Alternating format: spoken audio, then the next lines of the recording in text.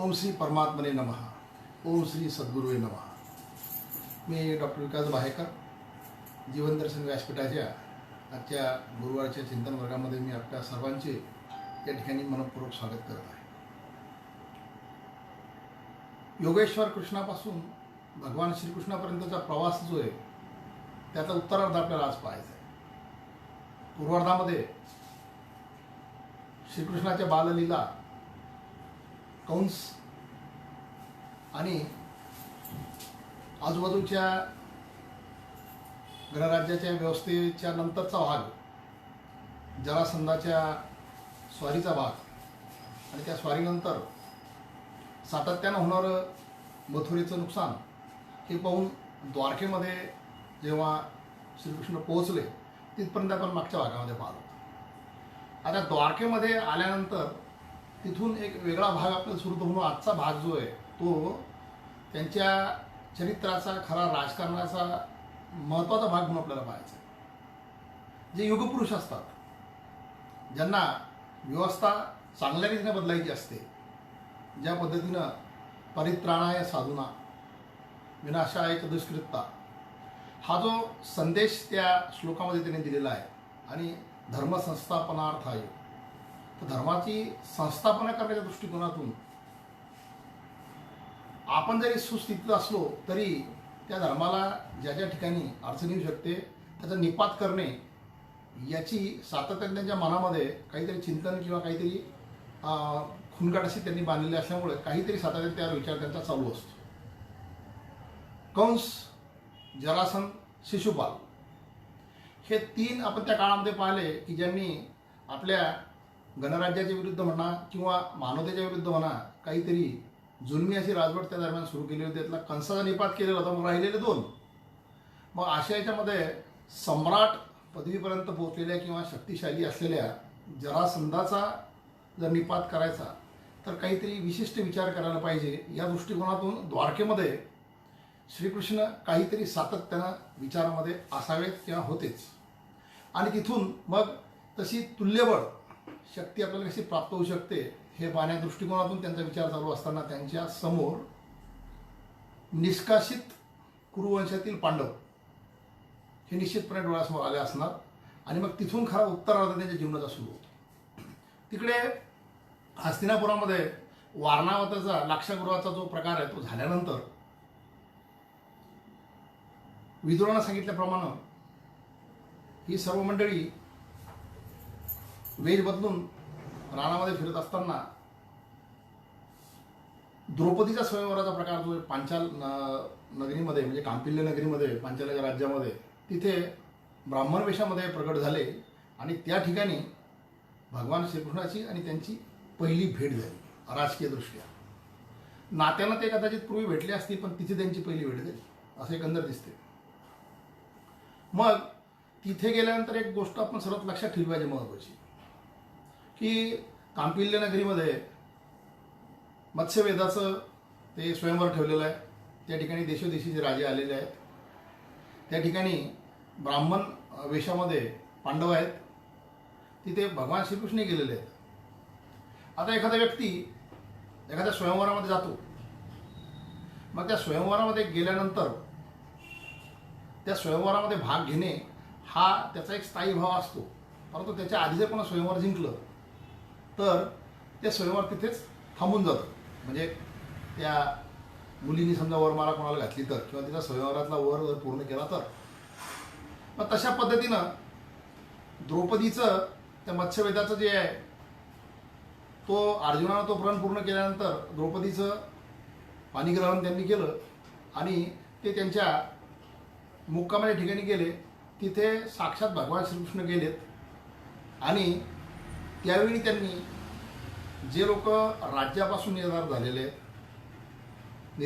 आहेत, ज्यांचा राज्यावरचा अधिकार काढून घेण्यात आलेला आहे, प्रत्यक्ष त्यांना मारण्याचा सुद्धा प्रयत्न झालेला आहे, अशा ठिकाणी अतिशय सुस्थितीत असलेल्या, प्रबळ असलेल्या एखाद्या राज्याचा करता धरता मुख्य जरी म्हणता येत नाही तरी यादव सेनेचा मुख्य श्रीकृष्ण नावाचा व्यक्ती आपल्याला तिथे भेटायला येतो याचं अप्रूप त्यांना निश्चितपणे वाटलं असलं पाहिजे.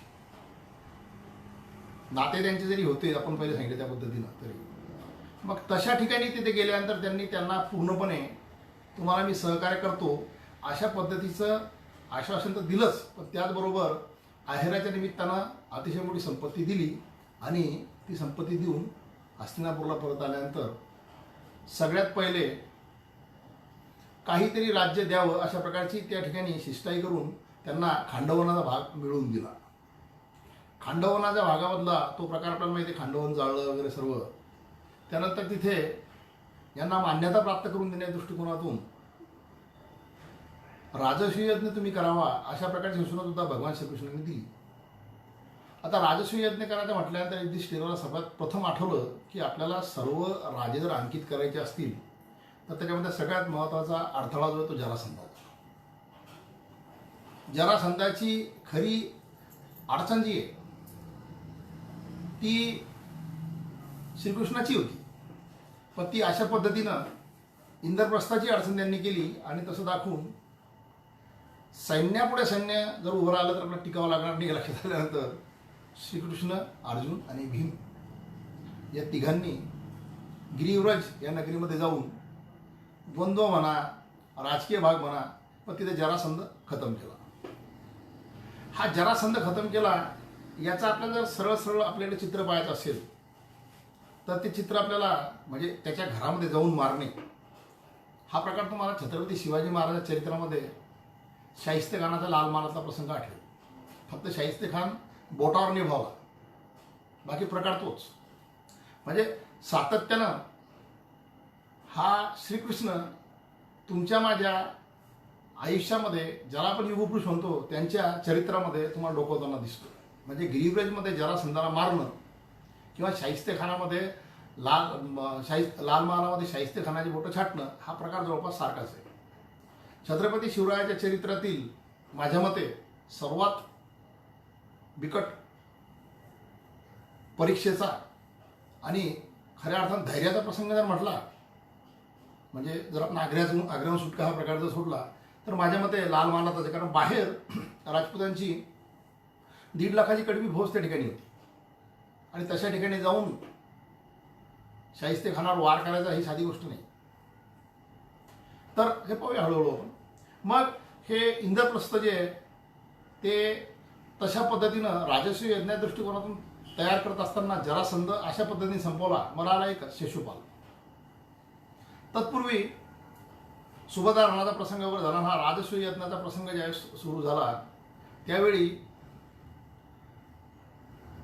कंस त्यानंतर जरासंध यांच्या पार्टीत असलेला जर शिशुपाल जो आहे त्यांना निश्चितपणे ऑब्जेक्शन त्या ठिकाणी घेतलं आणि त्याला आपण म्हणतो की सुदर्शन चक्राने वगैरे यांनी मारलं, पण त्या ठिकाणी सुद्धा त्याला मारण्यात आलं. इथपर्यंत कथानं जर लक्षात आलं तर श्रीकृष्णानं त्याच्या विचारधारेच्या विरुद्ध त्याच्या विचारधारेच्या विरुद्ध जाणारे जे 3 लोक आहेत, कंस, जरासंध आणि शिशुपाल, या तिघांचा निपात अशा पद्धतीने केला. आता आपली अडचण अशी आहे की आपण आपल्या भावनेमध्ये, विचारधारेमध्ये, आपल्या संस्कृतीमध्ये त्यांना म्हणजे श्रीकृष्णाला देवत्व किंवा ईश्वरत्व दिलेलं आहे आणि ते ईश्वरत्व आपल्या मनामध्ये आपण कायम ठेवून जर त्यांनी केलेल्या मानवी प्रयत्नाचा जर विचार केला तर मग त्याचं श्रेष्ठत्व आपल्याला सापडतं. परंतु आपली एक अडचण अशी होती की त्या व्यक्तीचं मानवी प्रयत्नातून किंवा मर्यादेतून केलेलं प्रयत्नाचं जर शिकस्त आपण पाहिली किंवा त्याचा मोठेपणा आपण जर पाहिला तर मग तो आपण अंगीकारावा आणि आपल्याला अंगीकारावा लागला तर आपण तो करू शकणार नाही, म्हणून आपण त्याला देवत्व देऊन टाकतो. देवत्व देणं म्हणजे आपल्याला ती जबाबदारी राहत नाही, अशी एक अडचण आहे. म्हणून आपल्या मनामध्ये श्रीकृष्णाबद्दलचं देवत्व, ईश्वरत्व जपत असताना आपण त्याचे प्रयत्न मानवी दृष्टिकोनातून जर पाहिले तर मग त्याचं श्रेष्ठत्व समजतं. कारण मग इथे आपण त्याला सर्वेश्वर म्हणतो, तो सर्व प्रकारच्या ज्याला म्हणता येईल की ईश्वरी शक्तीने प्रेरित होता किंवा साक्षात ईश्वराचं स्वरूप होता किंवा तो पूर्णावतार होता. मग असं असताना या राजसूय यज्ञाचे किंवा शिशुपाल वधानंतर त्याचं जे राजकारण आहे ते जवळपास पूर्ण झालेलं होतं आणि मग राहता आला प्रश्न कौरवांचा. त्याचा निपात करण्या दृष्टिकोनातून त्याच्याजवळ चांगल्या प्रकारे प्रबल सत्ता निर्माण झाली होती. मग कुठेतरी आपल्याला ते करता आलं असतं. अशा पद्धतीनं तो निघून जात असताना त्याच्या राज्यावर म्हणजे द्वारकेवर बाजूच्याच, ज्याला आज माउंट अबू वगैरे परिसर आहे की नाही, तिथे शाल्व म्हणून राजा राज्य करत होता. शाल्व हा शाल्व म्हणजे त्या शिशुपालाच्याच म्हणजे भावंडापैकी एक म्हणतात कोणी. मग त्या शाल्वानं आक्रमण केलं होतं. त्याच्यामुळे राजसूय युद्धामध्ये शिशुपालाचा निपात केल्यानंतर श्रीकृष्ण तिकडे गेले आणि ते तिकडे त्या युद्धामध्ये अडकलेले असताना इकडे हा द्यूताचा प्रकार झाला. द्यूत. मग आता आपण जर ईश्वरी शक्तीमध्ये जर श्रीकृष्णाला बांधण्याचा प्रयत्न केला तर मग त्याला हे समजायला पाहिजे होतं किंवा त्यांनी कशाही पद्धतीने युधिष्ठिराला अडवायला पाहिजे होतं. कारण जो श्रीकृष्ण द्रौपदीच्या धावे म्हणजे तिनं वस्त्रहरण प्रसंगी त्याचा धावा केल्यानंतर तिचं वस्त्रहरण अडवण्याकरता येऊ शकतो, तो युधिष्ठिराला चांगली बुद्धी देण्याकरता, सद्बुद्धी देण्याकरता, द्यूतातून अडवण्याकरता आला का? नाही आला. म्हणजे मानवी मर्यादेमध्ये काही ज्या गोष्टी येतात त्याच्यामध्ये सुद्धा भगवान श्रीकृष्णाचं चरित्र आपल्याला त्या ठिकाणी दिसेल. कारण त्याच्यामुळे द्यूतामध्ये पहिल्यांदा हरल्यानंतर मग द्रौपदीच्या त्या प्रसंगानंतर द्रौपदीने ज्यावेळेस सांगितलं की म्हणजे धृतराष्ट्राला सर्व समज दिल्यानंतर त्यांनी पुन्हा त्यांना द्यूत खेळण्यासाठी बोलवलं. या प्रसंगाच्या दरम्यान जो राजकारणाचा भाग श्रीकृष्णाने म्हणजे पूर्ण तयार केलेला होता तो 12 वर्ष वनवास आणि 2 वर्ष अज्ञातवासात 14 वर्ष लोटले गेला पुढे. म्हणजे स्वतः श्रीकृष्णाला सुद्धा त्याच्या कार्याकरता मानवी मर्यादा आहेत हे आपण लक्षात ठेवणं आवश्यक आहे. ते सुद्धा आपल्या हृदयामध्ये त्याची असलेली ईश्वरत्वाची जी काही आपण म्हणजे इमेज म्हणा की आपल्या अंतर्यामी असलेल्या आपल्या या संस्कृतीमधला प्रेरणास्त्रोत म्हणून जी काही इमेज असेल ती इमेज सांभाळत असताना सुद्धा त्याच्या मानवी मर्यादा आपण त्या दृष्टिकोनातून समजून घेणं आवश्यक.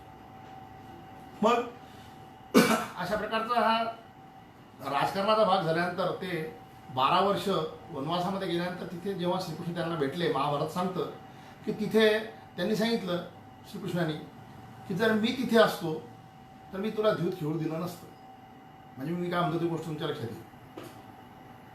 हां ठीक आहे. मग तो सर्व प्रकार झाला. 2 वर्षाचं ते अज्ञातवासी झाला आणि मग आल्यानंतर ज्यावेळेस आम्हाला हे राज्य पाहिजे तिथून परत श्रीकृष्णाचा जो आहे तो प्रवास वेगळ्या पद्धतीने सुरू होतो. आता हे युद्ध होणार हे निश्चित झाल्यानंतर सुद्धा जबाबदारी आपल्यावर आली नाही पाहिजे या दृष्टिकोनातून श्रीकृष्ण शिष्टाई तिथे केलेली आहे. ती शिष्टाई करत असताना युद्ध कुठेही होत असलं तरी युद्धाची जबाबदारी ही कुठल्या तरी एखाद्या पक्षाला आली पाहिजे. ती पांडवापेक्षा कौरवावर कशी येईल अशा पद्धतीची शिष्टाई आहे. त्या शिष्टाईमध्ये दुर्योधनाला अटक करा अशा प्रकारचं सुद्धा त्याने धृतराष्ट्राला सांगितलं. धृतराष्ट्र आणि दुर्योधनाने त्यांना अटक करण्याचा प्रयत्न केला श्रीकृष्णाला. त्यावेळेस सात्यकी आणि कृतवर्मा यांनी त्यांच्या शक्तीनं तो अडवण्याचा प्रयत्न केला. हा तिथल्या राजकारणाचा भाग आहे. परंतु युद्धाची खरा दोष जो आहे तो तुमच्याकडे आहे अशा प्रकारचं एक जबाबदारी त्यांच्यावर टाकून श्रीकृष्ण तिथून निघून आले. येत असताना एक फार चांगली गोष्ट त्यांनी केली. ती गोष्ट जी आहे ती म्हणजे कर्णाचं मनोबल खच्चीकरण. कर्ण पांडव पक्षामध्ये येऊ शकण्याची शक्यता अजिबात शून्य होती. कारण दुर्योधनाचं त्याच्यावर जे बंधुप्रेम किंवा मित्रप्रेम होतं त्याच्यामध्ये तो इतका गुरफटलेला होता की तो तिथे येऊ शकतच नव्हता. त्याच्यामध्ये राजकीय चालीनुसार आता इथे तुमच्या माझ्या एका विशिष्ट अशा प्रकारच्या भावनेला पुन्हा धक्का लागणार आहे. बरेच जण म्हणतात की महाभारताचे युद्ध हे द्रौपदीच्या म्हणजे केलेल्या अपमानाकरता लढलं गेलं. पण तसा प्रकार जर असता तर भगवान श्रीकृष्णाने आपण जे पाहतो ऐकतो कर्णाला तुला द्रौपदी म्हणून 2 महिन्याकरता ती सुद्धा वर्षातून पत्नी मिळेल अशा प्रकारचं जे अभिवचन दिलं होतं त्याच्यातलं खरं खोटं काय हा सुद्धा आपण विचार केला पाहिजे. म्हणजे जिच्या म्हणजे सभापर्वामध्ये तिची जी झालेली ती अब्रूचं जे नुकसान झालेलं होतं किंवा तिच्या अब्रूला जो हात घातला होता यांनी त्या दृष्टिकोनातून त्या रागातून किंवा त्या एक प्रकारच्या तशा प्रकारच्या याच्यातून जे महाभारत सुरू झालं आपण असं म्हणतो. आणि जर त्या ठिकाणी आपल्याला द्रौपदीसाठी जर महाभारत झालं असं म्हटलं असतं तर अशा प्रकारचा शब्द भगवान श्रीकृष्णाने दिला नसता. त्यांना हे निश्चित माहीत होतं की कर्ण काहीही केलं तरी पांडवाची बाजू घेणे नाही. पण तरी अशावेळी राजकीय परिस्थितीमध्ये म्हणजे राजकारणी म्हणून जर तुम्ही श्रीकृष्णाचं हे वचन जर बाजू लक्षात येईल राजकीय परिस्थितीमध्ये एखाद्या माणसाचं मनोबल जर खच्चीकरण केलं तर ते युद्धाच्या वेळी कस खाऊ शकतात या दूरदृष्टीनं अशा प्रकारचं आमिष जे आहे ते कर्णाला म्हणतात. कारण कर्ण हा तिकडचा एकमेव धनुर्धर होता जो त्यावेळेस नावाजलेला होता. हा राजकारणाचा भाग. मग युद्ध सुरू झालं. पण युद्ध सुरू झालं म्हणजे जमवाजमवी झाली, सर्व तयारी झाली आणि त्यानुसार ज्यावेळी सुरुवातीला म्हणजे आता आपल्याला त्या राजकारणाच्या पलीकडं जो ज्ञानकांड आहे त्या भागाकडे यायचं. गोंधळलेल्या परिस्थितीमध्ये अर्जुन ज्यावेळेस सांगतो की हे सर्व माझे नातेवाईक याच्यामध्ये मला लढता येणार नाही, त्यावेळी तुमच्या माझ्या संस्कृतीला ज्याचं खऱ्या अर्थानं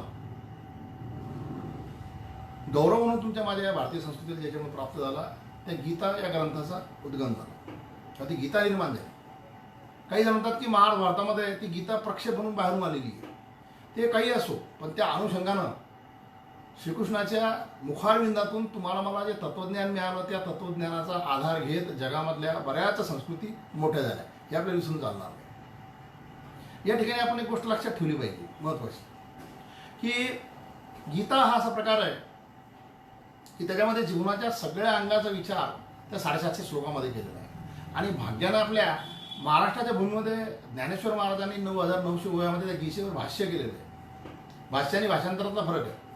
भाष्य हे जे असतं ते समकालीन या विचारसरणीला धरून समकालीन जीवनातील किंवा समाजातील समस्यांना धरून त्या मूलभूत तत्वाचं एक प्रकारचं प्रेझेंटेशन असतं. म्हणून गीता जशी आहे तशी न मांडता आज कलियुगामध्ये तुमच्या माझ्या ज्या समस्या आहेत, तुमच्या माझ्या ज्या अडचणी आहेत, त्याच्या मूलभूत ठिकाणी तुम्हाला मला ती समजावण्याच्या दृष्टिकोनातून सांगत असताना ज्ञानेश्वर महाराजांनी त्याचं भाष्य निर्माण केलेलं आहे. म्हणून आपण कोणत्याही परंपरेतले असो, आपण जे कार्यकर्तृत्व करतो किंवा आपण जे मानतो त्या विचाराला त्या आचाराला त्या सर्वांना कुठेतरी प्रत्येकजण गीतेमध्ये आधार शोधत असतो हे वैशिष्ट्य आहे. मोठमोठे वक्ते व्यासंगी अभ्यासू जे विद्वान असतात ते सुद्धा गीतेतलं किंवा ज्ञानेश्वरीतलं एखादं कोटेशन मांडून आपला विचार कॉन्क्रीट करण्याचा प्रयत्न करत असतात. याच्यावरून त्या गीतेचं वैशिष्ट्य आपल्या लक्षात आलं पाहिजे. या युद्धाच्या दरम्यान बऱ्याच गोष्टी अशा वेगवेगळ्या प्रकारच्या आल्या, पण तरी त्याच्यामध्ये ज्ञानेश्वरीच्या सुरुवातीच्या अध्यायामध्ये एक फार महत्त्वाची ओवी आहे आणि ती कुठल्याही लोकविलक्षण नेत्याच्या दृष्टिकोनातून किंवा लोकनेता होण्याच्या दृष्टिकोनातून प्रत्येकाला लक्षात ठेवलं पाहिजे. अर्जुनाचा सारथी म्हणून भगवान श्रीकृष्ण आलेत. आता सारथी या रथामध्ये पुढे असतो. ओवी अशी आहे, पायकू पाठीशी घातला आपण पुढा राहिला त्याने पांचजन्य आसपुरीला आवळीलाची. म्हणजे आपल्यावर जे विसंबून आहेत, आपल्या विचारधारेला जे मनापासून सांभाळून आहेत किंवा आपल्या विचारधारेला जे म्हणजे प्रचार प्रसार करतात अशा आपल्या सर्व तुम्ही असं म्हणा त्यांना की आपल्या विचारधारेला घेऊन जाणाऱ्या पाईक लोकांना जे सांभाळतात, त्यांचं योग्य वेळी सांभाळ करतात आणि अडचण आल्यानंतर प्रसंगी त्याला स्वतःच्या पाठीशी घालतात, असे लोक मोठे होऊ शकतात. म्हणजे आपला स्वतःचा पाईक असलेला आपला सखा मित्र अर्जुन जो येतो त्याच्या मागे होता. वपू काळ्यांचं एक पुस्तक आहे वपुर्झा म्हणून, अतिशय सुंदर पुस्तक आहे. त्याच्यामध्ये हा प्रसंग आलेला आहे महाभारताचा. अर्थात तो अतिशय नाट्यमय पद्धतीने आलेला त्याच्यामध्ये की 18 दिवसाचं युद्ध झाल्यानंतर ज्यावेळी सर्व युद्धाचा निकाल लागण्यासारखा झाला त्यावेळी जेव्हा रथ पांडवांच्या त्या शिबिरामध्ये आला तेव्हा प्रथमतः भगवान श्रीकृष्ण अर्जुनाला म्हणाले तुम्ही रथावरून खाली उतरा. त्याला थोडंसं अचंबित वाटलं की प्रत्येक वेळेस हे उतरतात आणि मला आज उतरायला सांगू नाही, तुम्ही पहिले खाली उतरा. मग ते उतरल्यानंतर स्वतः भगवान श्रीकृष्ण तिथून उतरले आणि ते घोडे वगैरे बाजूला केल्यानंतर तो रथ जो आहे तो असा सगळीकडून अग्नी प्रज्वलित होऊन तो रथ जळून खाक झाला. अर्जुन अचंबित झाला, हा काय प्रकार आहे. तेव्हा त्यांनी सांगितलेलं आहे. तेव्हा ते म्हटले की तुम्हाला असं वाटतं की युद्धामध्ये तुमचा धनुर्धर, तुम्ही स्वतः धनुर्धर होते किंवा अशा सगळ्या याच्यामध्ये तुम्हाला कुठल्या प्रकारची इजा झाली देशाला वागणे, तुमच्यावर बऱ्याच लोकांनी तिकडून शक्ती मारण्याचा किंवा शस्त्र मारण्याचा प्रयत्न केला, अस्त्र मारण्याचा प्रयत्न केला, परंतु समोर मी असल्यामुळे ते सर्व शस्त्र जे आहेत या रथाभोवती फिरत होते. आज मी जर प्रथम उतरत असतो तर तुम्ही त्या शक्तीमुळे कदाचित रथाचे जळून गेले असता. अर्थात हे भगवान श्रीकृष्णाला देवत्व देण्याच्या प्रयत्नातून हा भाग सांगितलेला आहे. पण मी तुम्हाला याकरता सांगितलं आहे की स्वतः सारथी म्हणून ते पुढे राहिले. म्हणजे आपला स्वतःचा मित्र जो आहे, सखा जो आहे, शिष्य जो आहे, तो आपल्या मागे म्हणजे त्याचं संरक्षण पूर्णपणे श्रीकृष्णाने केलं होतं. लोकविलक्षण नेता व्हायचं असलं तर आपल्या स्वतःच्या सर्व प्रकारच्या शिष्य परिवाराला अशा प्रकारे सांभाळावं लागत असतं. ते त्यांनी सांभाळलं. पुढे जयद्रथाच्या वेळची त्याची जी काही असेल ती आपण पाहतो प्रतिज्ञा, तो एक विचारत होता. म्हणजे सुरुवातीला गीता सांगून सुद्धा अर्जुन परिपूर्ण झाला होता असा आपला जो समज आहे तो आपण काढून टाकला पाहिजे. म्हणजे युद्धामध्ये किंवा युद्धजन्य परिस्थितीमध्ये जे नियम असतात ते नियम जोपर्यंत सोयीचे तोपर्यंत पाळावं लागत असतात आणि ते पाळले जात असतात. हे राजकारण आहे. मग ते नियम बऱ्याच ठिकाणी पाळले जातात किंवा पाळल्या जात नाही हे महाभारताच्या पूर्ण प्रवासामध्ये आपल्याला सापडेल. त्यातला सगळ्यात पहिला भीष्माच्या वधाच्या वेळेचा प्रसंग. भीष्म 10व्या दिवशी त्यांच्या शिबिरामध्ये बसले असताना युद्धाच्या तयारीच्या निमित्तानं दुर्योधन तिथे जातो आणि त्यांना म्हणतो की तुम्ही मनापासून युद्ध खेळत नाही. अर्थात आपण जर मानवी वयानुसार त्यांचा प्रयत्न जर हे जर पाहिलं तर त्यावेळेस भीष्माचं वय सुद्धा भरपूर होतं. तर आपण त्याच्या कॅल्क्युलेशनमध्ये काही जाऊ नये. परंतु तुम्ही मनापासून युद्ध खेळत नाही असं म्हटल्यानंतर ते म्हणजे आज मी सर्व पांडवांचा खात्मा केल्याशिवाय राहत नाही. आदल्या दिवशीची गोष्ट होती, 9व्या दिवशीची. हे श्रीकृष्णाला कळाल्यानंतर ते द्रौपदीसहित तिथे गेले आणि त्यांनी भीष्माला त्यांच्या शिबिरामध्ये जाऊन द्रौपदीला दर्शन घ्यायला सांगितलं. ती ज्यावेळेस दर्शन घ्यायला वाकली त्यावेळेस त्यांनी सहज अष्टपुत्र सौभाग्यवती किंवा सौभाग्यवती भाऊ अशा प्रकारचा आशीर्वाद दिला. याचा अर्थ असा आहे की सौभाग्यवती म्हटल्यानंतर उद्या माझे पती सर्व जिवंत राहतील. त्यानंतरचा प्रसंग जो तो नरोवा कुंजरोचा तो सर्वांना माहीत आहेच. त्यानंतर अर्जुनाच्या वेळेस कर्णाच्या वेळेचा प्रसंग जो आहे, ज्यावेळेस त्याच्या रथाचं चाक जे रुतलेलं होतं तशा वेळेस त्याला त्यांनी मारायला सांगितलं असं महाभारत सांगतं. तर या सर्व गोष्टी ज्या आहेत या युद्धामध्ये नियम जे असतात जोपर्यंत सोयीचे तोपर्यंत पाळावं याच्याकरता असतात. आणि याचा अतिरेक जो आहे तो सर्वात शेवटी झाला. आणि तिथे सुद्धा श्रीकृष्णाचं मनुष्यत्व प्रकर्षाने उडं पडलं. 18व्या दिवशी शिबिरातले म्हणजे पांडवाच्या शिबिरातले सर्वजण रणावरून दूर गेल्यानंतर फक्त पांचाळाचं शिबिर तिथं होतं. त्या पांचाळा शिबिरामध्ये दृष्टद्युम्न आणि इतर पांचाळ त्याचबरोबर द्रौपदीचे 5 पुत्र जे झोपलेले होते त्यांचा झोपेमध्ये अश्वत्थाम्यानं त्यांना निर्घृणपणे त्यांची हत्या केली. ती युद्धशास्त्राच्या कोणत्याही नियमामध्ये बसत नाही. मग आता परत श्रीकृष्ण जर देवत्वाचे असते किंवा त्यांच्यामध्ये ईश्वरी अंश असता किंवा ते पूर्णावतार असते तर मग त्यांना हे सर्व दूर नेत असताना द्रौपदी ही त्यांची जी सखी किंवा बहिणीसारखी जी होती तिचे सर्व पुत्र त्यातल्या त्यात तिकडे अभिमन्यू मारला गेला होता आधी. अशा परिस्थितीमध्ये या पांडवांचा पूर्ण निर्वंश व्हावा असं त्यांना वाटलं असतं का किंवा त्यापासून ते रोखू शकले असते का हाही विचार केला पाहिजे. म्हणजे इथे परत श्रीकृष्ण यांची मर्यादा मानवी मर्यादेमध्ये येते. मग तशा याला आपण काही घडणाऱ्या गोष्टी घडत असतात वगैरे वगैरे असं नाव टाकतो. परंतु महाभारताचा जर सापेक्षाने आणि साकल्याने विचार जर केला तर आपल्याला श्रीकृष्ण सुद्धा मानवी मर्यादेमध्ये दिसून येतात. मग म्हणून मानवी मर्यादेमध्ये त्यांचं कार्य पाहिल्यानंतर आपण तशा प्रकारची प्रेरणा घेऊन पुढे गेलं पाहिजे. परंतु तुमच्या माझ्या अंतर्यामी त्याचं ईश्वरत्व हे जपलं पाहिजे ही गोष्ट महत्त्वाची लक्षात आहे. म्हणून ईश्वर किंवा ईश्वर सक्षम असलेला तो व्यक्ती जो आहे तो मानवी प्रयत्नातून मोठा झालेला आहे हे आपण लक्षात घेतलं पाहिजे. आणि मग याच्यातून आपल्याला त्यांचं दिव्यत्व लक्षात येऊ शकतं. आता दिव्यत्व काय भाग आहे हा जर आपण गीता हा ग्रंथ जर वाचला त्याचं चिंतन केलं तर त्याचं दिव्यत्व लक्षात येईल. म्हणजे त्या काळामध्ये योद्धा म्हणून, राजकारणी म्हणून म्हणजे सावध राजकारणी म्हणून किंवा धाडसी योद्धा म्हणून किंवा असामान्य युद्धविशारद म्हणून किंवा अपार बुद्धिमत्तेचा धनी म्हणून भगवान श्रीकृष्णाची त्या काळाची खरी समाजावर जनमानसावर कशा प्रकारची प्रतिमा होती याचा जर विचार केला तर आपल्याला 2 श्लोकात ही गोष्ट लक्षात येते. मला बरेच जण विचारतात की गीतेचा अर्थ काय, तर मी गीतेचा अर्थ त्यांना फक्त 2 श्लोकात सांगत असतो. तुमच्यासमोर तीच चर्चा करतो. गीता सुरुवात जी होती पहिल्या श्लोकामध्ये तो पहिला श्लोक धृतराष्ट्र आणि संजय. धृतराष्ट्र संजयाला विचारतो की धर्मक्षेत्रे कुरुक्षेत्रे समवेता युत्सव मामका पांडवेश्च किम कुरुत संजय. की धर्मक्षेत्र असलेल्या कुरुक्षेत्रावर माझ्या सर्व मुला समवेत पांडव काय करत आहेत. इथून हा गीतेचा प्रवास सुरू होतो. मग त्याच्यामध्ये सर्व प्रकारचे आपण अध्याय पहा, ज्ञानाचे, कर्माचे, सगळ्या प्रकारचे, योगाचे सर्व प्रकार पहा. या गीतेचा शेवटचा श्लोक जो आहे 18व्या अध्यायाचा शेवटचा श्लोक, तो उत्तर संजय देतो. यत्र योगेश्वर कृष्ण यत्र पार्थो धनुर्धरा तत्र श्रीर्विजयो भूतिर्ध्रुवा नीतिर्मतिर्मम.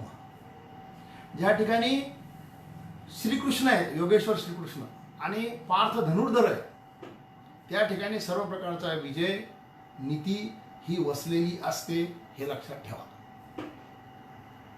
म्हणजे माझी मुलं काय करतात तिथपासून सुरू झालेला प्रवास जो आहे त्यांना सर्व त्या शेवटच्या श्लोकामध्ये सांगितलं. गीतेचा शेवटचा श्लोक, महाभारताचा नाही, गीतेच्या शेवटच्या श्लोकामध्ये सांगितलं. जी महाभारताचं युद्ध सुरू होण्याच्या पहिल्या दिवशीच एक घटना आहे, तर त्याच्या शेवटच्या श्लोकामध्ये, गीतेच्या शेवटच्या श्लोकामध्ये सांगितलं की ज्या ठिकाणी श्रीकृष्ण आहे, योगेश्वर श्रीकृष्ण, आणि धनुर्धर पार्थ आहे, त्या ठिकाणी विजय निश्चित आहे. याचा अर्थ काय? याचा अर्थ त्या काळातल्या जनसामान्यावर, त्या काळातल्या योद्ध्यांवर, त्या काळातल्या राज्यकर्त्यांवर, त्या काळातल्या सर्व प्रकारच्या राजकारणावर या श्रीकृष्णाच्या विचारधारेची, त्याच्या अपूर्व बुद्धीची, त्याच्या म्हणजे त्यामध्ये सावध राजकारणी व्यक्तिमत्वाची अशा प्रकारची जबरदस्त छाप होती की हा ज्या ठिकाणी आहे त्या ठिकाणी आपल्याला विजय मिळणे शक्य नाही, तो पांडवांनाच मिळणार आहे. कारण तिथे बुद्धिमत्तेच्या दृष्टिकोनातून श्रेष्ठ असलेला श्रीकृष्ण आहे आणि धनुर्धराच्या दृष्टिकोनातून श्रेष्ठ असलेला अर्जुन. आता ही तर चूक कशी झालेली आहे? ही चूक जी आहे तिथे झालेली आहे द्वारकेमध्ये. ज्यावेळेस दुर्योधन गेले डोक्याजवळ बसले, अर्जुन गेले पायाशी बसले, हा जो प्रकार झाला, मी पहिले आलो पण मी त्याला पहिले पाहिलं, हे आपल्याला माहिती आहे का नाही. तिथे दुर्योधनाने नेहमीसारखी यादवांची सेना घेतली. यादवांची सेना जरी घेतली तरी तिथलं राजकारण जर आपण लक्षात घेतलं तर ते एका मिनिटामध्ये तुमच्या लक्षात येईल. कंस हा त्यातल्या कुकुर वंशातला होता. म्हणजे कुकुर, त्यांचे अंधक, वृष्णी आणि कुकुर असे 3 प्रकारचे त्यांचे संघ होते. त्यातला कुकुर या जमातीतला कंस, तो मारला गेला. श्रीकृष्ण आणि बलराम हे वृष्णी. मग या दोघांनी ज्यावेळेस तो गणराज्याचा राज्यकारभार जोमानं पाहायला सुरुवात केली आणि यादवांना भरभराट निर्माण करून दिली, त्यावेळी वृष्णींचं वर्चस्व जे ते अंधकांना काही प्रमाणामध्ये सहन झालं नसावं, आणि ते न झाल्यामुळे किंवा त्यांना तसं झाल्यामुळे तो अक्रूर, आपल्याला माहिती आहे अक्रूर आगमनातला तो अक्रूर, कृतवर्मा, ही मंडळी अंधक त्या ग्रुपमधली होती. ती श्रीकृष्णाच्या बरोबर जरी नाही, श्रीकृष्णाच्या विरुद्ध जरी आहे, पण कौरवाकडून लढताना त्या ताकदीनं लढलेली नाही. त्या ताकदीने लढलेली म्हणून महाभारताच्या युद्धाच्या शेवटी जे 5-6 लोक जगले त्याच्यामध्ये तुम्हाला तेच लोक सापडले. कृतवर्मा जगला होता, कृपाचार्य जगला होता, अश्वत्थामा जगला होता. म्हणजे ही जी मंडळी कृतवर्मा जगले त्यावेळेस, म्हणजे काय की ते लढताना कौरवांकडून लढले पण पूर्ण शक्तीनिशी लढले नाही. म्हणजे आपण जर महाभारताचा प्रवास एकंदर जर पाहिला तर त्याच्यामध्ये पूर्णपणे कुठल्या प्रकारचं राजकारण जे असेल त्याला सिद्ध करत असताना सर्व प्रकारच्या क्लुप्त्या भगवान श्रीकृष्णाने त्यावेळेस केल्या, आणि या सगळ्या क्लुप्त्या त्यावेळेस खऱ्या अर्थानं मानल्या गेल्या.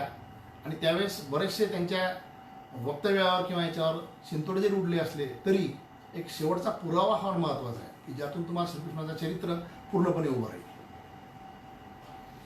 ज्यावेळी अश्वत्थामानं ब्रह्मास्त्र सोडलं उत्तरेच्या गर्भावर,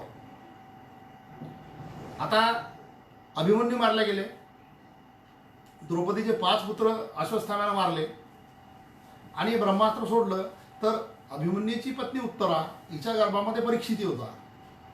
त्या गर्भावर त्या ब्रह्मास्त्राचा परिणाम जर झाला असता आणि ते गर्भ जर तिथं नष्ट झाला असता तर पांडव निर्वंश झाले असते. आता बघा, तिकडे कौरव पूर्णपणे निर्वंश झाले आणि पांडव या निमित्ताने निर्वंश झाले असते, म्हणजे मग तो हस्तिनापूर, इंद्रप्रस्थ, कुरु वगैरे सर्व साम्राज्य संपलं असतं. मग तशावेळी त्या ब्रह्मास्त्राला रोखण्यासाठी श्रीकृष्णाजवळ ज्यावेळेस द्रौपदी आणि कुंती माता गेल्या की आमचा निर्वंश होण्यापासून तुम्ही वाचू शकता, त्यावेळेस त्यांनी जो एक प्रण त्यावेळेस केला किंवा एक आवाहन त्यावेळेस त्या शक्तीला केलं की मी आजपर्यंत कुठल्याही रणातून पळालो नसेल, शब्द लक्षात घ्या, किंवा मी आजपर्यंत खोटा बोलला नसेल, तर या ब्रह्मास्त्राची शक्ती जी आहे ती नष्ट हो किंवा त्या ब्रह्मास्त्राचा परिणाम परीक्षितीवर म्हणजे उत्तरेच्या गर्भावर होऊ नये अशा प्रकारे त्यांनी आव्हान त्या शक्तीला केलं आणि ते यशस्वी झालं.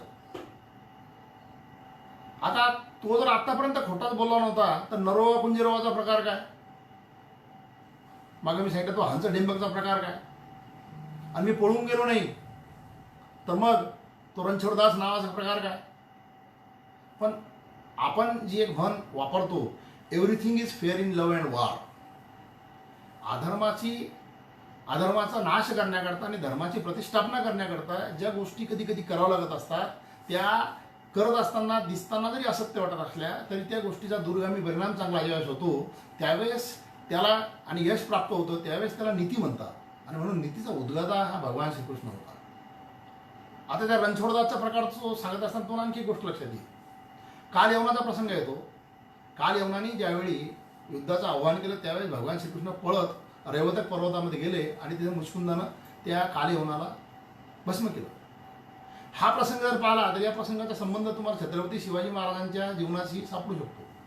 अफजल खानाच्या प्रकाराच्या वेळेस त्यांनी तसंच केलं, फक्त हे स्वतः लढाईच्या जागेवरून पळाले रणछोडदास, पण शिवाजी महाराजही पुढे गेले नाही. ऑन द कॉन्ट्ररी त्यावेळेस अफजल खानाने शिवाजी महाराज म्हणजे डिसवण्याचा खूप प्रयत्न केला. देवस्थानं काय फोडणं, वेगवेगळ्या ठिकाणी देवांची विटंबना काय करणं, हे सगळे प्रकार त्यांनी केले की जेणेकरून हा पठारी मुलखामध्ये येईल आणि हा आपण समोरासमोर लढू. मग तो मी खूप फारच घाबरलेलो आहे. हा प्रकार सुद्धा रणछोडदासचा असेल. परंतु हे सर्व प्रकार जे येतं हे सर्व प्रकार एखाद्या व्यक्तीच्या चरित्रातून आपण काय शिकू शकतो या दृष्टिकोनातून जर पाहिले तर शिवाजी महाराजांनी श्रीकृष्णाचं चरित्र किती बारकाईने अभ्यासलं होतं, अंगीकारलं होतं, आचरणात आणलं होतं आपल्या क्षेत्रात. म्हणून युगपुरुष एकमेकाचे अशा प्रकारचे प्रसंग जे असतात ते उचलत असतात. मी एक दोन प्रसंग तुम्हाला सांगतो आणि त्या प्रसंगानंतर आपण आपला जो आजचा टायटल आहे भगवान या शब्दाकडे आपण हंसडिंबकचा प्रकार जो आहे तो नरोवा कुंजरा दृष्टिकोनातून भगवान श्रीकृष्णाने दुसऱ्यांदा पुन्हा युद्धामध्ये यशस्वी केला. म्हणजे जरासंधाचे जे 2 सेनापती मारले होते त्या पद्धतीने. आता तशा प्रकारचा आणखीन एक महत्त्वाचा भाग जो आहे तो आपल्याला या इतिहासामध्ये सापडेल. म्हणजे एकदा करून पाहिलं कोणीतरी आणि नंतर दुसऱ्यांकडून यशस्वी झाले. सुभाषचंद्र बोस आपल्याला माहिती आहे की त्या काळामध्ये या भारताला स्वातंत्र्य मिळावं या दृष्टिकोनातून त्यांना त्यांच्यावर म्हणजे कलकत्त्याच्या घरामध्ये ते स्थानबद्ध असताना तिथून पळून काबूल मार्गे ते जर्मनी हिटलरला भेटून मग इटालीतून सिंगापूरला आले. सुभाषचंद्र बोसांना तसा दम्याचा त्रास होता, पण तो व्यक्ती 90 दिवस पानबुडीतून युद्धजन्य परिस्थितीमध्ये सिंगापूरपर्यंत आले. 90 दिवस 90 डेज. हा प्रकार जो आहे आपल्याला अतिशय खरोखर म्हणजे प्रेरणादायी वाटतो. तो आहेच, साधा नाही, जिकिरीचा प्रकार आहे तो. परंतु याचा आपण जर म्हणजे मागोवा जर घेतला तर अमेरिकेचं स्वातंत्र्य युद्ध जे आहे म्हणजे 1775 ते 80च्या दरम्यान म्हणजे 76 स्वातंत्र्य दरम्यान ते जे लढाई लढल्या गेली त्याच्यामध्ये जे 3-4 लोक महत्त्वाचे सेनानी होते अमेरिकेचे. त्याच्यामध्ये Thomas Jefferson, Washington, Benjamin Franklin आणि थॉमस पेन. थॉमस पेन म्हणजे तोच की ज्याच्या लिखाणामुळं महात्मा ज्योतिबा फुले इकडे प्रेरित झाले, तो थॉमस पेन. त्यातला बेंजामिन फ्रँकलिन हा व्यक्ती जो आहे ना यानं ही लढाई तिथे सुरू असताना म्हणजे सेनापती त्यांचे वॉशिंग्टन, ही लढाई तिथे चालू असताना अमेरिकेतून निघून अटलांटिक पार करून ते फ्रान्समध्ये आले आणि फ्रान्समधून त्यांनी अमेरिकेच्या विरुद्ध इंग्लंडच्या विरुद्ध अमेरिकेमध्ये मदत घेऊन गेले होते. म्हणजे त्याच एका धर्तीवर सुभाषचंद्र बोस सुद्धा भारतातून निघून जर्मनी मार्गे सिंगापूरला आले. तिथून आझाद हिंद फौज घेऊन भारतामध्ये स्वातंत्र्याकरता ते आले होते. दुर्दैवाने 1945ला त्यांचा तो प्रयत्न फसला. परंतु आपण त्यांना देश गौरव का म्हणतो हा प्रवास जर आपण पाहिला तर मला लक्षात येईल हे सामान्य माणसाने केलेलं असामान्य कर्तृत्व जे आहे याच्यामागे हे शक्य होऊ शकतं का अशा प्रकारची प्रेरणा कुठून जर मिळत असेल तर त्याच्यामागे बेंजामिन फ्रँकलिन होते. महात्मा गांधी सुद्धा 1893 मध्ये आफ्रिकेमध्ये गेले. वकिलीचा व्यवसाय करत असताना त्यांना जो वर्णद्वेषाचा फटका बसला आणि त्याकरता 1914 पर्यंत त्यांनी तिथे असहकार, सत्याग्रह हे जे आंदोलनं केली ती भारतामध्ये त्यावेळेस कोणाला माहीत नव्हती. मग इकडे आल्यानंतर ज्यावेळेस त्यांनी अशा प्रकारचे शस्त्र वापरायला सुरुवात केली त्यावेळेस लोकांना त्याचं आश्चर्य वाटलं. परंतु त्यांनी ती गोष्ट पहिले करून पाहिजे. हंसडिंबक ही गोष्ट यशस्वी होऊ शकते, म्हणून नरोवा कुंजरोवा ही सुद्धा यशस्वी होऊ शकते. हे जसं श्रीकृष्णाच्या चरित्रामध्ये आहे तशा पद्धतीनं सुभाषचंद्र बोस असो, महात्मा गांधी असो, यांनी सुद्धा तो प्रयत्न दुसऱ्या वेळेस यशस्वी करून दाखवला किंवा तसा करण्याचा प्रयत्न केला. अशी प्रेरणा आपल्याला इतिहासा मागोवा घेऊन मिळत असते. पण हे घेत असताना ते देव आहेत, ते ईश्वर आहेत, त्यांनी ते केलं, आपल्याला कसं शक्य होईल असं जर म्हणून आपण आपली जबाबदारी झटकली तर मग आपण सामान्यच राहतो. सामान्यातून असामान्य होत असताना देवत्वाचे काही आपल्याला गुणधर्म घ्यावे लागत असतात. आणि त्या देवत्वाचा एक महत्त्वाचा गुणधर्म जो आहे तो आपण सांगत असताना, म्हणजे आपला जो एक महत्त्वाचा टॉपिक जो पाहिजे त्याच्या आधी सांगत असताना काही स्थित्यंतर मला महत्त्वाचं सांगणं आवश्यक आहे. अडीअडचणीच्या वेळी स्वतःचं कुटुंब घेऊन किंवा स्वतःचा जीव घेऊन पळणारे लोक भरपूर पाहिले आपण. आपल्याकडे दुर्दैवी फाळणीच्या प्रसंगी जो आपण भारत पाकिस्तान फाळणी झाली त्या प्रसंगी तुमच्या माझ्या बांधवांना जो त्रास झाला, जो अत्याचार झाला तो आपण अनुभवला. आणि त्यावेळेस खरोखर आपलं सर्व तिकडची असलेली जायदाद जमीनदारी सोडून जे लोक इकडे आले त्यांना आपण निर्वासित म्हणतो. ॲक्च्युली ते तिकडचे अतिशय मोठमोठे लोक होते, घरंदाज लोक होते, पण आपण त्यांना निर्वासित म्हणतो. पण असं स्वतःचा जीव घेऊन पळाले बरेच लोक आहेत. परंतु जरासंधाचं वारंवार येणारं आक्रमण जे आहे त्याच्यामुळं माझ्या बांधवांना त्रास होऊ शकतो किंवा होतो आणि माझ्या या बांधवांचं जीवन जे ते संघर्षाचं होत आहे हे समजल्यानंतर श्रीकृष्णानं त्याचा स्वतःचा पूर्ण परिवार नव्हे तर पूर्ण मथुरा निवासी जे आहेत ते सर्व घेऊन तो द्वारकेला गेला होता. हे पहिलं स्थित्यंतर आहे की ज्यांना सर्वचा सर्व कबिला तिकडे नेला. मग इतिहासाचा मागोवा आपण जर परत घेतला तर नंतरच्या काळामध्ये मोजेस हा जूनचा नेता होता. त्यांना इजिप्तमधून म्हणजे अरबांच्या त्रासामधून ही ज्यू जमात पूर्णपणे उचलून पॅलेस्टाईनमध्ये नेली होती. नंतर त्याचं इस्रायल राष्ट्र झालं तिकडे श्रीकृष्णासारखंच. म्हणजे इतिहासामध्ये 2 स्थलांतर असे आहेत की ज्यांनी पूर्णचा पूर्ण कबिला नेला. त्यानंतर गमतीचं याच्याबरोबरच एक तुमच्या लक्षात येईल की मोहम्मद तुगलक, ज्याला लहरी तुगलक म्हणत होते, त्या तुगलकांसुद्धा पूर्ण दिल्लीतले लोक जे आहेत ते तुमच्या माझ्या दौलताबादला इथं आणले होते. 3 वर्ष राजधानी दौलताबादला होती. म्हणजे ह्या काहीतरी अतिशय चमत्कारिक आणि वैशिष्ट्यपूर्ण घटना या इतिहासामध्ये, मी याला इतिहास म्हणतो. मग आता आपला महत्त्वाचा मुद्दा की भगवान श्रीकृष्ण म्हणजे भगवान हा शब्द काय. तर भगवान शब्दाची फोड जी आहे ती शास्त्रामध्ये शिकलेली यशश्री, औदार्य, ज्ञान, ऐश्वर आणि वैराग्य हे सर्व दिव्य गुण ज्या व्यक्तीमध्ये असतात त्याला भगवान म्हणतात. आता दिव्य या शब्दापासून देव हे निर्माण झालेलं आहे. दिव्य कारण हे सद्गुण जे ते दिव्य आहे. तुम्ही आम्ही याच्याला एखादा अंगीकार करून पहा म्हणजे लक्षात येईल. आणि तुम्ही आम्ही एखादा अंगीकार केला म्हणजे त्या भगवंताच्या किंवा भगवान या शब्दाच्या 1/6 शक्ती आपल्याला प्राप्त होते. 1/6 शक्ती तुम्हाला मलाही प्राप्त होते. मग यश श्रीकृष्णाच्या जीवनामध्ये आता आपण मानवी देहामध्ये असलेला मानवी प्रयत्नाची शिकस्त करून ज्यानं सर्व प्रकारच्या मर्यादा मानवी शक्तीच्या ओलांडल्या अशा श्रीकृष्णाची गोष्ट करतो की ज्यानं आयुष्यामध्ये कुठेही हार पाहिली नाही तरी त्याला रणछोडदास का म्हणतात. कारण ज्या करता तो रण सोडून पळाला ते 2 प्रसंग म्हणजे मथुरा सोडून तो द्वारकेकडे गेला त्याचा प्रसंग मी तुम्हाला सांगितला का गेला. आणि रणछोडदास हे नाव ज्याकरता मिळालेलं आहे काल येवनाकरता जाऊन त्याने काल येवनाचं काय केलं हे तुमच्या लक्षात येईल. म्हणजे कुठल्याही लढाईमध्ये जो व्यक्ती कधीही हारला नाही, कुठल्याही व्यक्ती लढाईमध्ये हारला. म्हणजे श्रीकृष्णाचं चरित्र तुम्ही हरिवंशातून पहा, महाभारतातून पहा, भागवतामध्ये पहा. भागवतामध्ये सर्व भक्तीच आहे, लढाईचे काही प्रसंग नाही जास्त आणि देवातूनच बहाल केलेलं आहे. पण कुठल्याही लढाईमध्ये हारला नाही. काल परवा आपण पाहिलं पहिल्या बाजीरावांची जयंती होती. बाजीराव यांचा काळ जो आहे म्हणजे 1700 त्यांचा जन्म आणि 1740चा मृत्यू, 40 वर्षाचं आयुष्य. आणि 1720ला बाळाजी विश्वनाथानंतर पहिला बाजीराव म्हणजे ज्याला रावबाजी म्हणायचो आपण ते पेशवे झाले. त्यांनी छत्रपती शिवाजी महाराजांच्या गनिमी काव्याच्या युद्धाच्या पलीकडे जाऊन पठारी भागामध्ये युद्ध करत असताना 20 वर्षामध्ये 44 लढाया लढल्या. त्यातली एकही लढाई बाजीराव हरले नाहीत. बाजीरावची शिकस्त घरात झाली. पण तो आपला विषय नाही आजचा. म्हणजे दिव्यत्वाचा भाग जर यशाचा पाहिला तर बाजीरावामध्ये तो होता यश. यश या एका शब्दामध्ये भगवान श्रीकृष्ण व्हायला सुरुवात झाली. श्रीकृष्ण कोणतीही लढाई कधी हरला नाही.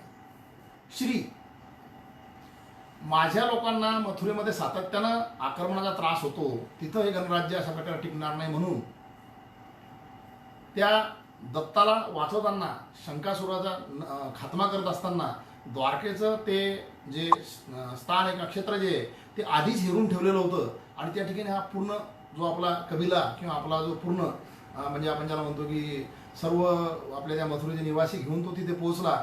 त्यावेळेस त्या ठिकाणी 3 गोष्टी. पहिलं यांचं पशुपालन होतंच, शेती.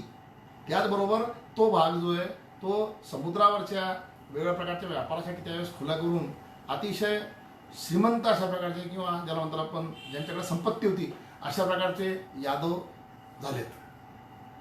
यादव त्या प्रकारचे अतिशय श्रीमंत आणि वैभवाने नटलेले होते. त्याचं कारण हे आहे औदार्य. म्हणजे श्रीमंती नटलेले आपण लोक पहा कुठे कुठे सापडतात, म्हणजे एक एक गोष्ट सापडलेली. पण नुसती श्रीमंती असून चालत नाही, कारण पुढे त्याच्यामध्ये औदार्य सुद्धा आहे. नुसती श्रीमंती असून चालत नाही, देण्याची वृत्ती सुद्धा पाहिजे. मग देण्याची वृत्ती आपण पाहिली. शिशुपाल मारला त्याचं राज्य त्याच्याच मुलाला, जरासंध मारला त्याचं राज्य त्याच्याच मुलाला, नरकासूर मारला त्याचं राज्य त्याच्याच मुलाला. सुरुवातीला ज्यावेळेस कंस मारला त्यावेळेस सुद्धा ते राज्य स्वतः न घेता ते राज्य उग्रसेनाच्या ताब्यात दिलं. त्यावेळेस वय 14 वर्षाचं सांगतात. म्हणजे आपण असं म्हणा की त्यावेळेस अतिशय तरुण वयामध्ये होता. मग ज्या काळामध्ये राज्य जिंकून स्वतः प्रबळ मोठं व्हायचं अशा प्रकारची उर्मी असते त्या काळात सुद्धा कुठल्याही प्रलोभनाला किंवा कुठल्याही विचाराला बळी न पडता ते राज्य दुसऱ्याला द्यायचं. याला जे औदार्य लागतं किंवा आतून जी ताकद लागते त्याला औदार्य म्हणतात. म्हणजे श्रीमंती जी आहे ती औदार्यानं मोठी होत असते. जेथ जेथ संपत्ती आणि दया विलसतसे आलिया ठाया तेथ तेथ जाणं धनंजया विभूती माझी. म्हणजे संपत्तीला दयेचा स्पर्श झाला तर विभूती होते, पण संपत्तीला जर औदार्य लाभलं तर साक्षात भगवान होत आहे. मग हा आपण प्रसंग पहा अशा ठिकाणी कोणी कोणी कसं वाटलं तसा वाटणारा सापडला समजायचा तो भगवान झालेला आहे किंवा होऊ शकतो औदार्य ज्याच्यामध्ये असं. ज्ञान. ज्ञानाच्या ज्या 2 मूलभूत गोष्टी असतात. एक ज्याच्या हृदयामध्ये भक्ती आहे त्याला शुद्ध ज्ञान दिले गेलं पाहिजे. म्हणजे भक्ती आणि ज्ञानाचा संगम झाल्यानंतर त्याच्यामध्ये परिपूर्ण आहे. आणि ज्याच्यामध्ये ज्ञान आहे परंतु भक्ती नसेल, श्रद्धा नसेल तर त्याचं ज्ञान कोरडं राहतं. मग गीता आणि उद्धव गीता. अर्जुना भक्त आहे पण गोंधळामुळे त्याला ज्ञान संपूर्ण दिलं आणि गीता परिपूर्ण झाली. म्हणजे गोंधळलेल्या अर्जुनाला, भक्त असलेल्या अर्जुनाला सर्व प्रकारे ज्यांना स्वतःला ईश्वराला अर्पण केलं होतं अशा प्रकारच्या अर्जुनाला ज्ञान देऊन परिपूर्ण केलं. म्हणून भगवंताचं ते जे ज्ञान आहे गीतेच्या स्वरूपामधलं ते अजरामर झालं. आणि इकडे उद्धव अतिशय श्रेष्ठ किंवा ज्ञानी सर्व प्रकारच्या सूचक अशा प्रकारच्या प्रसंगामध्ये तो श्रीकृष्णांच्या बरोबरच होता. मग त्यावेळी त्यानं जे प्रश्न विचारला की तुम्ही तुमच्या सर्व या यादवांना कशा दृष्टिकोनातून का मारलं, त्याचं उत्तर हळूहळू देता देता तिकडे उद्धवगीता निर्माण झाली. म्हणजे ज्ञानी व्यक्तीला त्याच्या मोक्षत्व जागृत झाल्यानंतर किंवा त्याच्यातली अंतर्यामी असलेली जिज्ञासा जागृत झाल्यानंतर त्या जिज्ञासेच्या पूर्तीकरता त्यांनी ज्ञानाबरोबर भक्तीचा प्रसंग सांगत असताना भागवत सांगितलं आणि त्यालाही परिपूर्ण केलं. तर ज्ञाना दृष्टिकोनातून भागवताचा तो 11 स्कंद आणि इकडे गीता हे 2 या आपल्या संस्कृतीचे 2 महामेरू आहेत. त्यातलं गीता तर तुमच्या माझ्या जीवनाचं नित्य जीवनात आणि नित्य आचरणात आणण्याची गोष्ट आहे.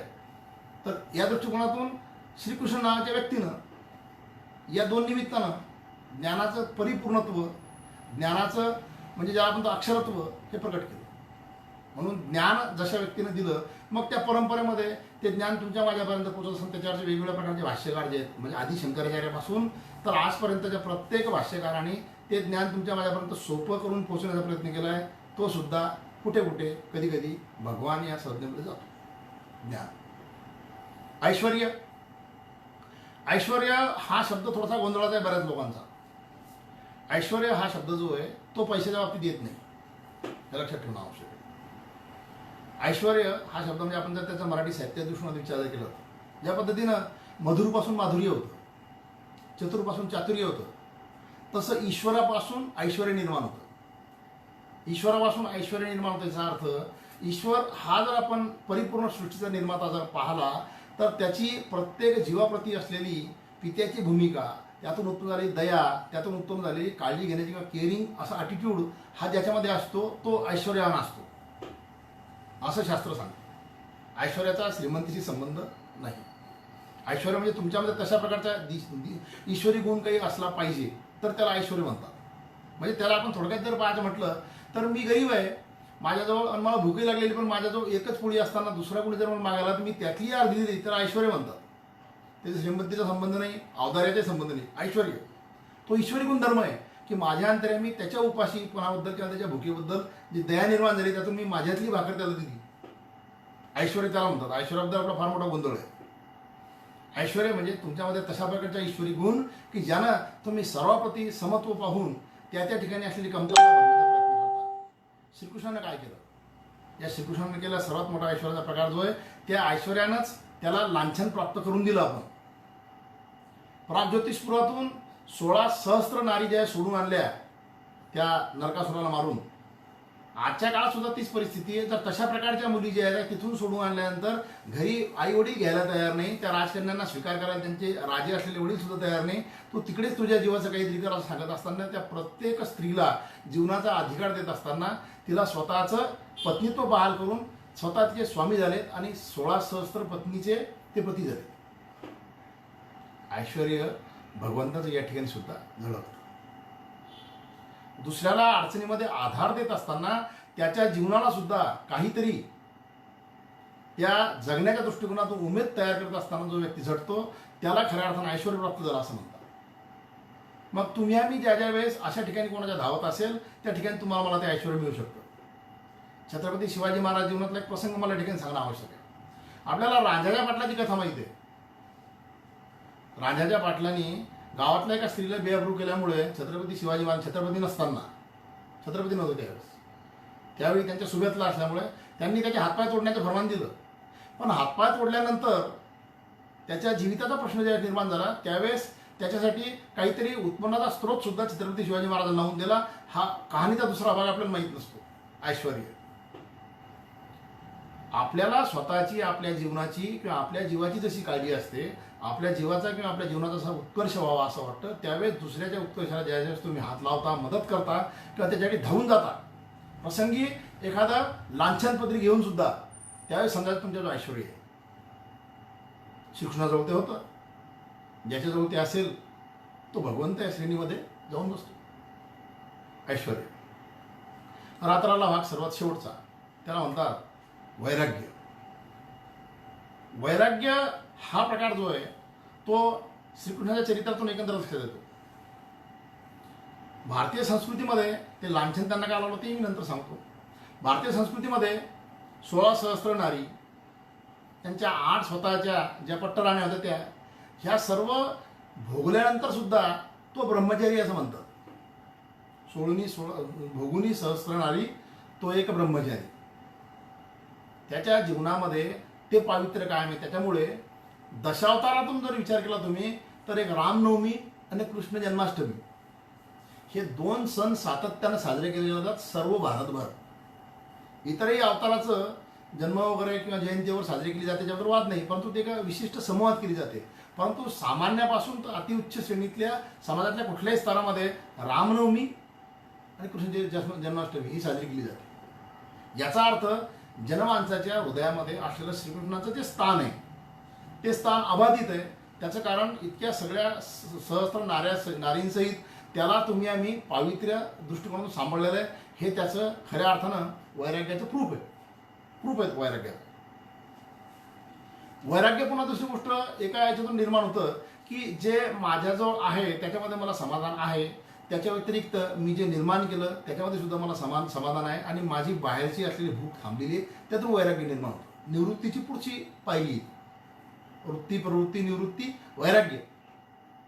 हे वैराग्य किती पराकुटीचं असावं.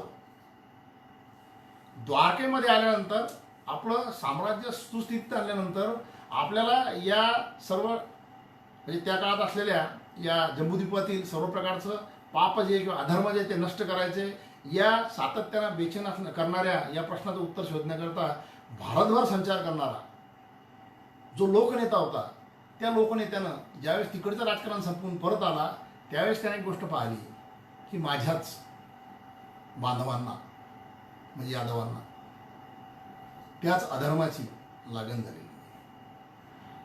मग आता सगळ्यात गोष्ट कठीण जर कोणती असेल की नाही, तर आपल्या घरामध्ये असलेली जी काही वाईट लक्षणं आहेत किंवा ज्या काही वाईट गोष्टी आहेत त्या समूळ नष्ट करायच्या. मग मला असं वाटतं की श्रीकृष्णानं म्हणजे यादवी युद्ध करून सर्व यादवांचा जो संहार केला, वैराग्याच्या दृष्टिकोनातून, माझ्या विचारधारेतून किंवा माझ्या एखाद्या चिंतनातून वैराग्याच्या दृष्टिकोनातून सर्वात श्रेष्ठ जर कोणती कृती असेल भगवान श्रीकृष्णाच्या चरित्रातली की जी त्याला भगवंत बनवून गेली, ती म्हणजे यादवांचा संहार. की जो अधर्म नष्ट करण्याकरता मी बाहेर गेलो होतो, तो अधर्म माझ्याच कुळात घुसून जर या पृथ्वीला पुन्हा तशा प्रकारे जर क्षतिग्रस्त करू शकत असेल तर यांचा सुद्धा संहार केला पाहिजे. म्हणजे इतकं निर्ममत्व आपल्याच मुलाप्रती, आपल्याच सर्व भावंडांप्रती किंवा आपल्या सर्व परिवाराप्रती ज्यानं बाळगला, तो वैराग्याचा महानिधी तो श्रीकृष्ण. म्हणजे यशस्वी, औदार्य, ज्ञान, ऐश्वर्य, वैराग्य या 6 गुणानं अशा प्रकारचा तो मंडित होता. वैराग्याचे त्यांची बरेच लक्षण आपल्याला बाकीचे आणखीन उदाहरणं सापडतील, पण मी माझ्या वतीनं मला जाणवलं सर्वात श्रेष्ठ असं वैराग्याचं उदाहरण त्यांनी सांगितलं की त्यांनी जो यादवांचा संहार घडवून आणला त्याच्या इतकं श्रेष्ठ तो मला कशात जाणवत नाही स्वतःच्या भावंडांना मारण्याकरता. कारण आपण सगळेजण तिथं फसत आलेलो आहे. त्याला फार मोठी वैराग्याची किंवा अंतर्यामी निवृत्तीची किंवा अंतर्यामी तशा प्रकारची निर्ममत्वाची एक भावना लागत असते. तर अशा प्रकारचं हे परिपूर्ण स्वरूप श्रीकृष्णाच्या मानवी शक्तीमध्ये या अशा प्रकारच्या गुणांना मंडित झाल्यामुळे हे 6 गुण यशस्वी, औदार्य, ज्ञान, वैराग्य, ऐश्वर्य आणि वैराग्य या 6 गुणांना मंडित झाल्यामुळं सामान्य असलेला श्रीकृष्ण जो नीतीचा उद्गाता झाला, नीतिज्ञ झाला, सर्व प्रकारचा संबंध त्याने जोडले, त्याच्यामुळे योगेश्वर झाला आणि त्या सर्व याच्यामध्ये या 6 गुणांमुळे तो भगवानही झाला. आणि मग वेगवेगळ्या प्रकारच्या समाज माध्यमाच्या, वेगवेगळ्या प्रकारच्या चालीरीतीमध्ये, वेगवेगळ्या प्रकारच्या उत्सवामध्ये, वेगवेगळ्या प्रकारच्या विचारधारेमध्ये त्याच्यावर वेगवेगळ्या प्रकारचे जे संस्काराचे पुढे चढत गेले, त्यातून त्याचं ईश्वरत्व परिपूर्ण झालं. मी परत एकदा सांगतो, त्याच्या ईश्वरत्व जे आहे ते कायम ठेवणं आहे. त्याचे ईश्वरत्व तुमच्या माझ्या हृदयामध्ये कायम राहिलं आवश्यक आहे. परंतु ते ईश्वरत्व कायम राहत असताना त्याचं हे मानवी शक्तीमध्ये किंवा मानवी मर्यादेमध्ये केलेलं कार्य जे आहे त्या कार्यामध्ये आपण जर स्वतः मनापासून विचार केला तर आपण त्यातलं काय करू शकतो आणि कुठपर्यंत आपण जाऊ शकतो हा विचार आपण जर सातत्यानं बाळगला, जसं छत्रपती शिवाजीनं बाळगला, तर निश्चितपणे तुम्हाला मला सुद्धा ते सौभाग्य प्राप्त होऊ शकतं येणाऱ्या पिढीमध्ये किंवा येणाऱ्या काळामध्ये. किंबहुना त्यातला एक तरी गुणधर्म आपण घेऊ शकतो. कारण आपलं आयुष्य खरोखर सीमित आहे, आपला अनुभव सीमित आहे, आपल्याला मार्गदर्शन करण्याकरता फार सीमित गोष्टी आहेत. मग त्यामध्ये श्रीकृष्णाचं चरित्र मी सुरुवातीला सांगितल्याप्रमाणे प्रत्येकानं कुठल्याही धर्मातला असो, पंथातला असो, कुठल्याही जात, धर्म, पंथ, विचारधारा, कुठल्याही व्यवसायातला असो, त्यानं श्रीकृष्णाचं चरित्र जे आहे ते व्यवहाराच्या दृष्टिकोनातून आत्मसात केलं पाहिजे. योग्य वेळी योग्य वाटेल अशी, तुमच्या अंतर्यामी ती गोष्ट योग्य वाटेल अशा प्रकारची गोष्ट चरित्रातून श्रीकृष्णाच्या घेऊन आपण ती अप्लाय केली पाहिजे. म्हणजे आपल्या जीवनामध्ये वेगळ्या प्रकारचा उत्कर्ष होऊ शकतो, जो समाज उपयोगी होईल. तुमचा माझा स्वतःचा वैयक्तिक उत्कर्ष तर होईलच होईल, पण समाजाचा सुद्धा त्यातून उत्कर्ष होऊ शकतो. मग शेवटच्या ठिकाणी मला येणं आवश्यक आहे की मग इतकं असताना श्रीकृष्णाच्या जीवनावर लांछन का? तर त्याची अडचण तुमची आमची अशी आहे की श्रीकृष्णाचं चरित्र किंवा छत्रपती शिवाजी महाराजांचं चरित्रसुद्धा हे अभ्यास करताना तुम्ही आम्ही जे केलं त्याच्या आधी आपल्याकडे ज्यावेळेस ब्रिटिश लोक आले, त्या ब्रिटिश लोकांची जसं तिकडं अलेक्झांडर डफ होता तसा इकडे श्रीकृष्णाच्या चरित्रावर सुद्धा मॅक्स मुलर असतील किंवा बऱ्याच लोकांनी पहिले त्यांनी त्याचा अभ्यास केला, आत्मसात केला आणि मग त्यांच्या पर्स्पेक्शनमध्ये किंवा त्यांच्या दृष्टिक्षेपातून त्यांनी तुमच्या माझ्यासमोर छत्रपती शिवाजी किंवा श्रीकृष्ण मांडलेत.